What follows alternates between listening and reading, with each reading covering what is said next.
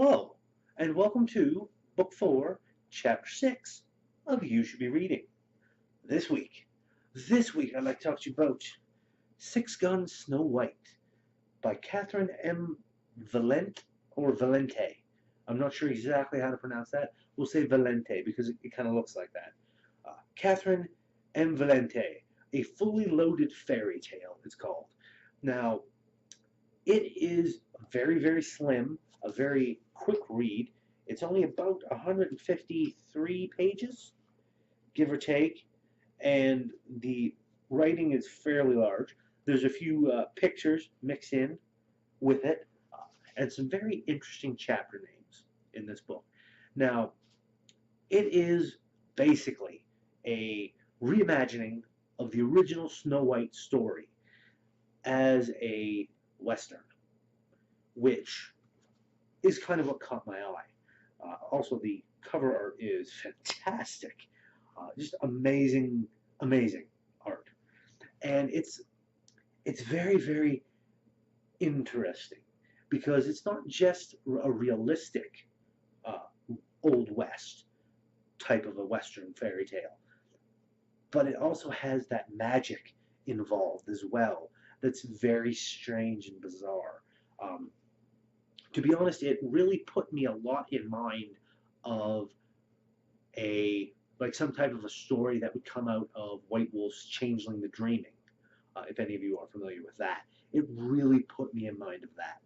Um, so it's basically the Snow White story, but with a little bit of a mix-up. You see, you have our wonderful young woman here, Snow White, who is the daughter of a wealthy landowner type guy back in the day, somebody who's always doing mining for like diamonds and sapphires and gold and silver and all this and that. Um, that's how he's made all his money. And he ends up in the first couple chapters, well, pretty much the first chapter, he ends up falling in love with a Native American woman with the name of, I believe, Gun That Sings is her particular name that she has. Oh, where is it here? Do. Gun That Sings, yep. A Crow woman is how they describe her in this book. So she's half white, half Native American of the Crow Nation, and hence the slightly darker complexion here and whatnot. And the reason, and it really caught me a little off guard, and I was like, God damn, that's cruel, is that her original mother ended up dying, I believe, in childbirth, giving birth to her. He ended up marrying later on in life a marrying a young wealthy woman from the uh, opposite coast where she was very cruel and possessed of magic and this typical stepmother type deal. And she basically named her, renamed her Snow White because that was what her skin could never become, would never be Snow White. That was why she named her it.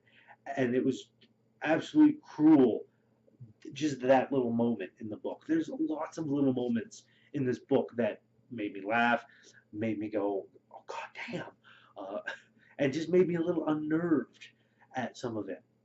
And some of it made me cheer because there's all kinds of moments like that. There's tons of up and downs. I'm not going to get into the details. I don't want to spoil any of the story of this particular novel. Um, but it is amazing. There are wonderful little, just tiny, tiny little lines in here that I was amazed at just reading just the particular choice of words, the way they all run together, are just amazing. And for the first part of it, the story is told from Snow White, from her perspective. And then the later parts of it are uh, told by another narrator who we don't know exactly who it is. I'm not sure. But both of them have this almost Western flavor to the language and the way it is all put forth in the book. And it's just amazing. A wonderful little read. Uh, well worth the couple of bucks you could spend if you buy this in ebook or pick it up at a used bookstore. It's a little bit pricier up here in Canada. This particular one was $19.99 for me, but it was well worth every penny, I thought.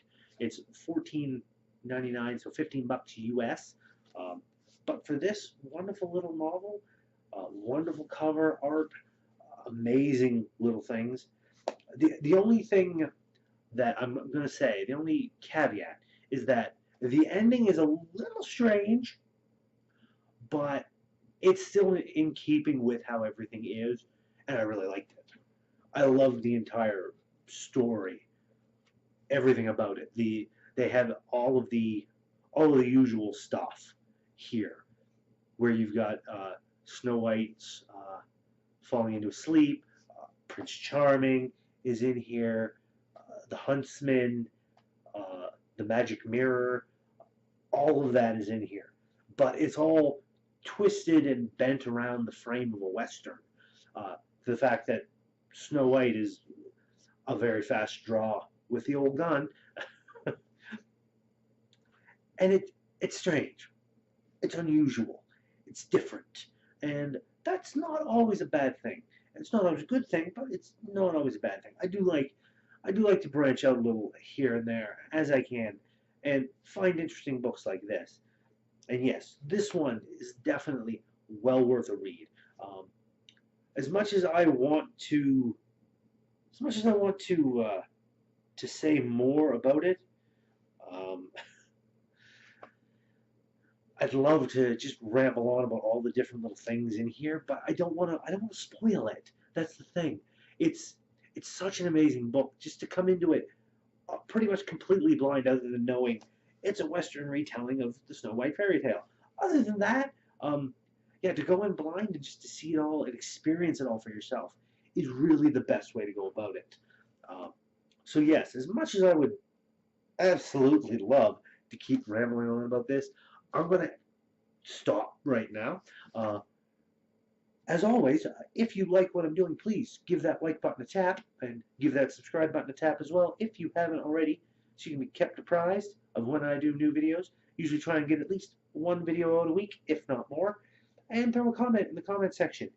If you've read this book, what did you think about it? Do you know any other books by Catherine M. Valente? I believe she's got a few more.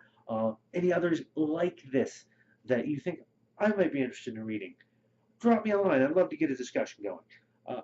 So, until next time, my friends, remember, you should be reading Six Guns Snow White by Catherine M. Valente. And I'll see you next time, partners.